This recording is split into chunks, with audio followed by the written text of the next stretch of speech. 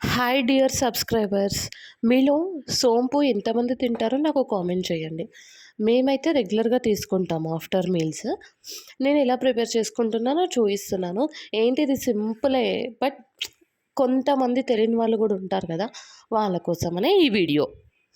ఏం లేదు, ముందుగా సోంపు కొంచెం క్లీన్ చేసేసుకున్న తర్వాత అందులో ఏమైనా రాళ్ళు అవి ఇవి ఉంటాయి కదా, అలా క్లీన్ చేసేసుకున్న తర్వాత మనం స్టవ్ పైన ప్యాన్ పెట్టి ఇలా వేయించుకోవాలి. ఇలా వేయించుకున్నప్పుడు కొంచెం కలర్ చేంజ్ అవుతుంది కదా, మనకు అర్థమైపోతుంది.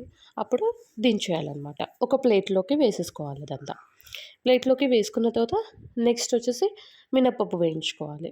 మినప్పప్పు కూడా సేమ్ ఇలాగే కొంచెం మధ్య మధ్యలో కలుపుతూ ఉండాలి. మినప్పప్పు కూడా హీట్ అయ్యి కొంచెం కలర్ చేంజ్ అవుతుంది కదా, కలర్ చేంజ్ అయినప్పుడు ఇది కూడా సేమ్ సోంపులోకి కలిపేసేసేయాలి. నెక్స్ట్ సేమ్ ఇలాగే ఇది కలిపేశాక నువ్వులు నువ్వులు కూడా సేమ్ ప్రాసెస్. నువ్వులు వేయించుకోవాలి.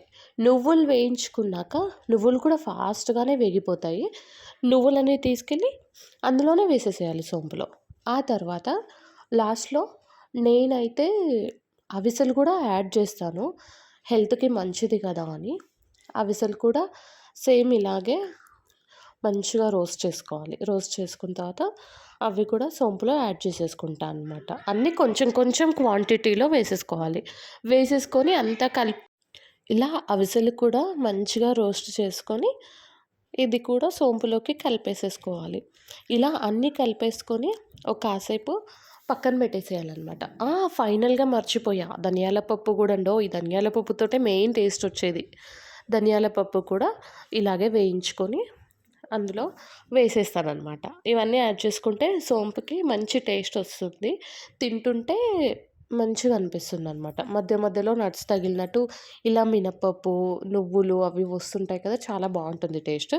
మన డైజెస్టివ్ సిస్టమ్‌కి చాలా మంచిది, హెల్ప్ చేస్తుంది సోంపు అనేది.